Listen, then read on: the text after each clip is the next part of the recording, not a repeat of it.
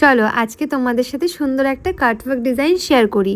আর এই যে মেহেলটা দেখতে পাচ্ছ, অনেকেই জিজ্ঞেস করেছো মেহেলটা কিভাবে করতে হয়, বাট আজকেও তোমাদের সাথে মেহেলটা শেয়ার করতে পারলাম না, বিকজ আমার যে স্টুডেন্ট ছিল সে ফোনটা ধরে রেখেছে বাট ক্যামেরা অন করতেই ভুলে গেছে।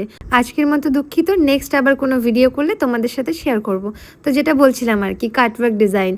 তো এখানে আমি দেখো সুন্দর করে ছোট্ট ছোট্ট কয়েকটা গোলাপ এঁকে নিচ্ছি, সাথে পাপড়ি অ্যাড করছি, স্পাইরাল অ্যাড করছি। এখানে পুরো জায়গা জুড়ে যতটাতে আমি ডার্ক পেজ বা কাটওয়ার্ক করতে চাইছি ডিজাইনটা কমপ্লিট করব। আর বাদ বাকি যে গ্যাপিংগুলো দেখতে পাচ্ছ ওখানে আমরা পরে ডার্ক বা বোল্ড করে দেব। আর মাঝখানে আমি একটা ছোট্ট ঝুমকা এঁকে নিচ্ছি। আর আমার ক্লায়েন্ট ডিমান্ড করেছিল দু হাতে ওকে একটা সাইডে বেবি গার্ল আর একটা সাইডে বেবি বয় লিখে দিতে হবে।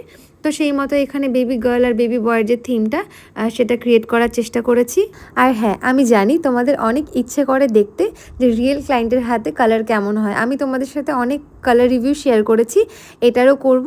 যেই দিদিকে আমি মেহেন্দিটা পরিয়েছি আমি অনেক রিকোয়েস্ট করে এসেছি যে তোমার আগামীকাল বেবি শাওয়ার, তো সেক্ষেত্রে তুমি বিজি থাকবে, দিন তার একদিন পরে হলেও আমাকে কালার রিভিউটা দিতে।